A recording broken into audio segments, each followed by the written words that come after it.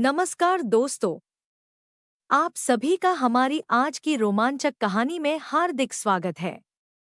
अगर आप हमारे चैनल पर पहली बार आए हैं, तो सब्सक्राइब करना ना भूलें और बेल आइकन दबाकर सभी नई कहानियों का आनंद लें।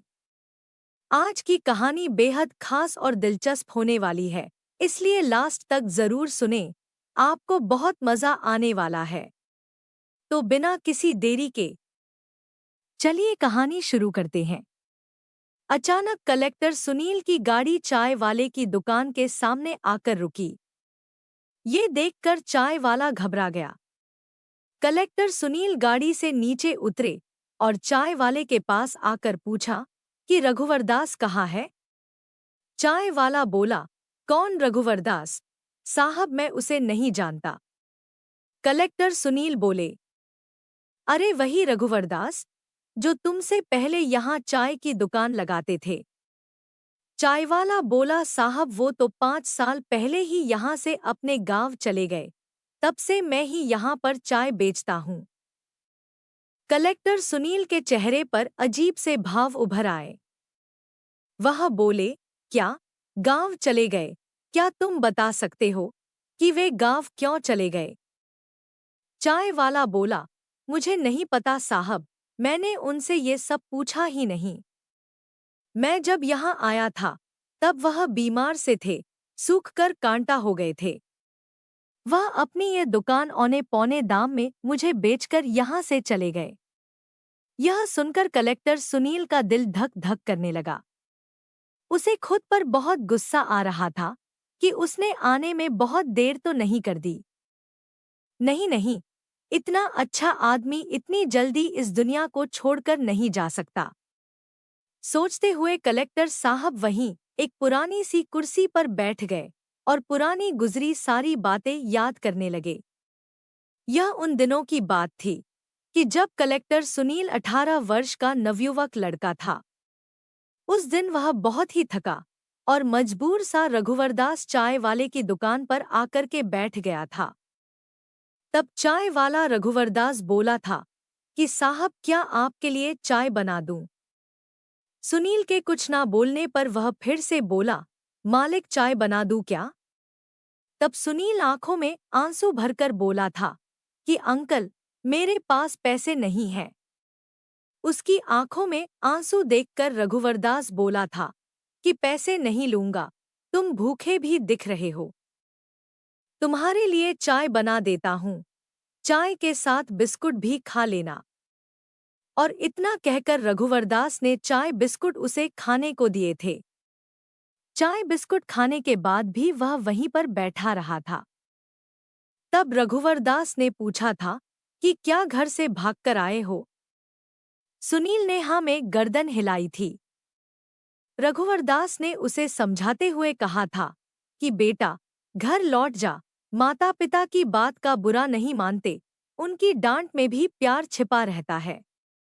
तब वह रोते हुए बोला था कि अंकल, मेरे माता पिता नहीं हैं, वह बचपन में ही चल बसे थे। मैं अपने मामा मामी के पास रहता हूँ, मगर वहाँ पर मेरी जिंदगी कुत्ते जैसी हो गई है।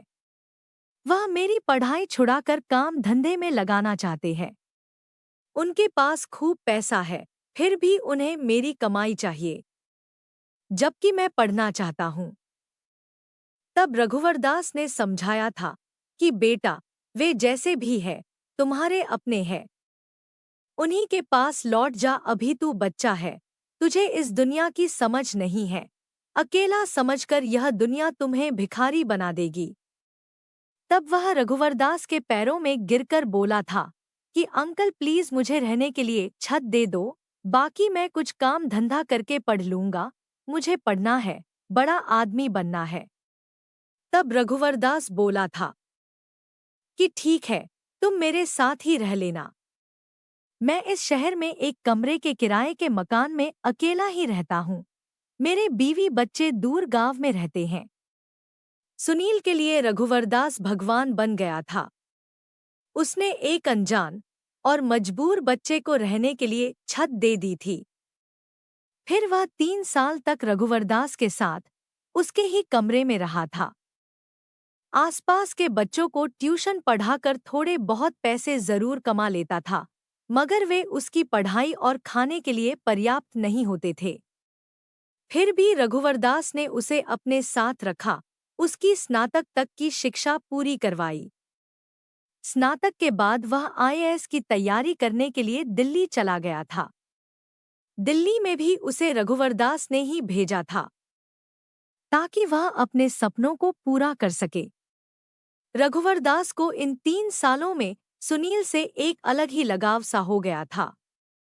फिर रघुवरदास ने उसे अपने एक परिचित का पता देकर कहा था कि वह व्यक्ति तुम्हें वहां पर कोई पार्ट टाइम काम दिला देगा। फिर तुम काम करते हुए अपनी पढ़ाई जारी रखना।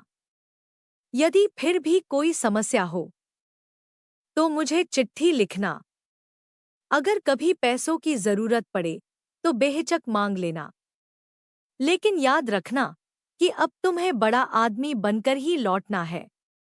फिर 6 साल की कड़ी मेहनत के बाद उसने बहुत ही अच्छी रैंक के साथ आईएएस क्लियर कर लिया था। इस कारण उसे होम कैडर भी मिल गया था। जिंदगी का बड़ा सपना पूरा करने के लिए उसने जमीन आसमान एक कर दिया था।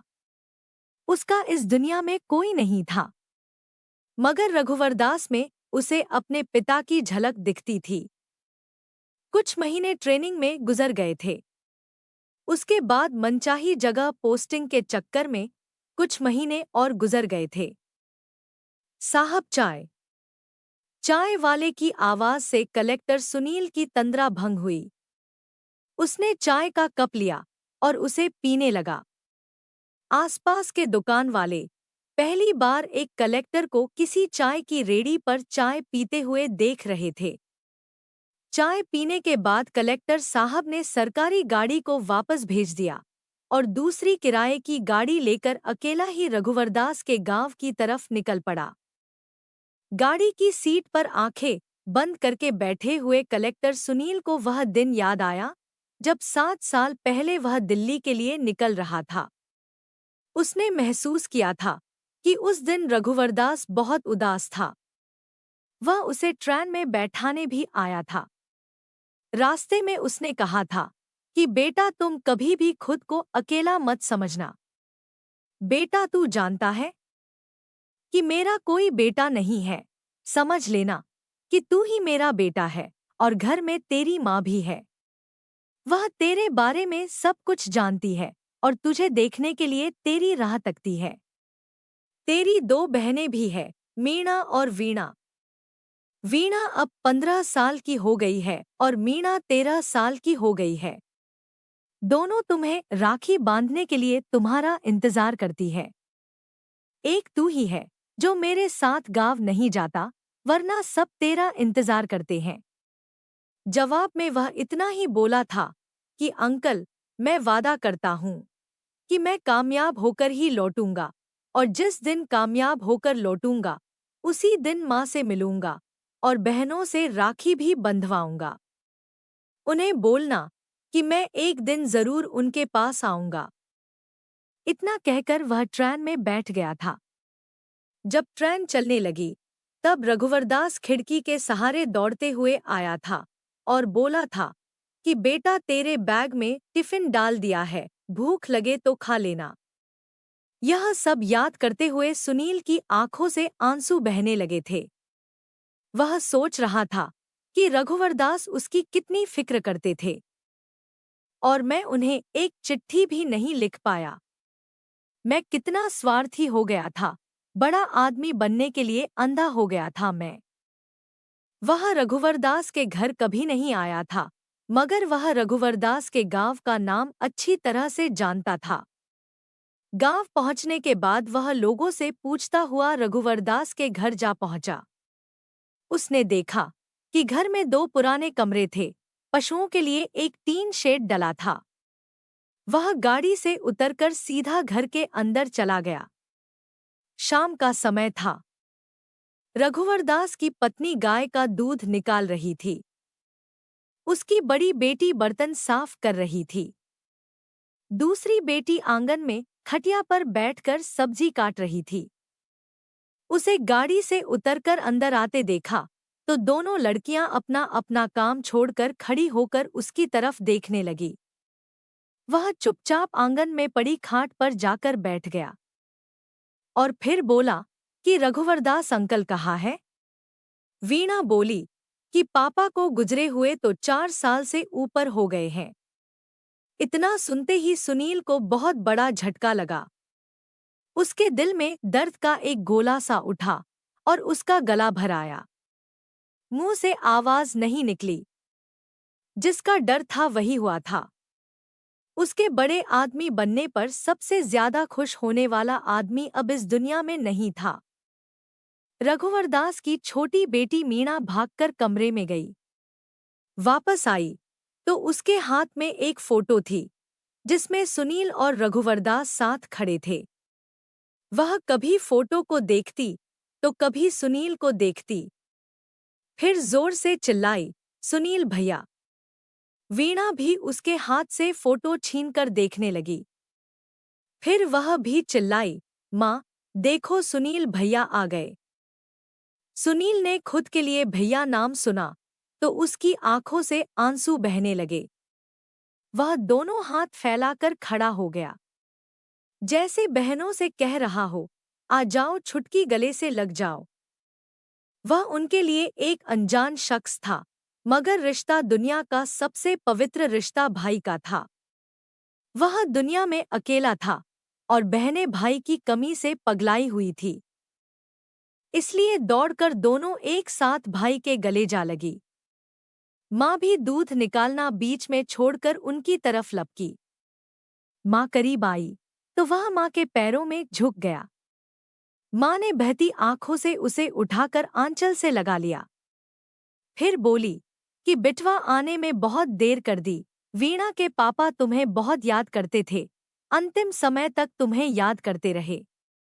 वह तड़पते हुए बोला कि उन्हें क्या हुआ था माँ? माँ बोली 5 साल पहले जब शहर से लौटकर आए थे तब पता नहीं उन्हें क्या बीमारी लग गई थी। सूखकर हड्डियों का ढांचा लग रहे थे। खाया पिया पचता ही नहीं था। 1 साल तक जगह जगह से जाकर दवाई ली मगर कोई फायदा नहीं हुआ। फिर एक दिन वह हमें छोड़कर चले गए। माँ आगे बोली, उनके जाने के बाद बहुत मुश्किलें आ पड़ी। वीणा के दोनों चाचा मेरे पीछे पड़े हैं। वह कह रहे हैं कि घर और खेत उनके नाम कर दूं, वरना बेटियों की शादी नहीं होने देंगे।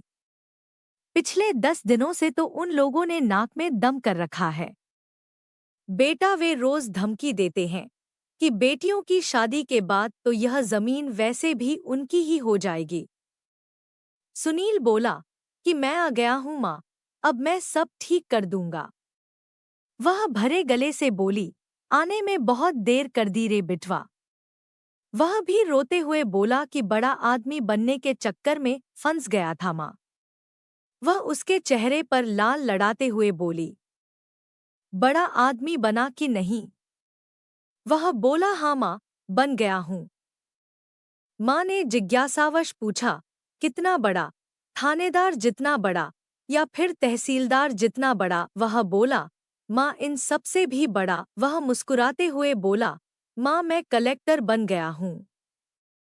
वीणा बोली, माँ भैया जिले के सबसे बड़े अफसर बन गए हैं। माँ बोली, अच्छा तब तुम लोग रुको मैं अभी आती हूँ। कहते हुए वह घर की दीवार के पास गई और अपनी देवरानियों के घरों में झांकते हुए तेज आवाज में बोली कि सुनो गीता, हेमा सुनो सुनो, अब मैं अकेली नहीं हूँ। मेरा बेटा आ गया है। तुम्हारा रिश्तेदार थानेदार है ना, पर मेरा बेटा कलेक्टर है। अब मेरी जमीन की तरफ जरा भी बुरी नजर डाली तो चीर कर रख दूंगी। देवरानियां तो वैसे भी दीवार के पास खड़ी होकर सब सुन रही थी। जब वीणा की माँ ने ऐसा कहा तो वह डर गई। सुनील को अब तक जो सैलरी मिली थी वह सारी कमाई माँ के चरणों में रख दी। उसके बाद वह चला गया, मगर वह हर संडे अपने घर अवश्य आता था। उसने वे सारे फर्ज निभाए जो एक बेटा निभाता है। बहनों की धूमधाम से शादी की, फिर माँ को अपने साथ ले गया। अब माँ बेटे साथ रहते हुए उसके लिए सुंदर से लड़की ढूंढ रहे हैं। दोस्तों, इस कहानी से यह साबित होता है कि कभी-कभी खून से बढ़कर दिल का रिश्ता साबित हो जाता है। तो प्यारे दोस्तों, यह थी हमारी आज की शानदार और रोमांचक कहानी। आपको यह कहानी कैसी लगी? हमें कमेंट करके ज़रूर बताएं।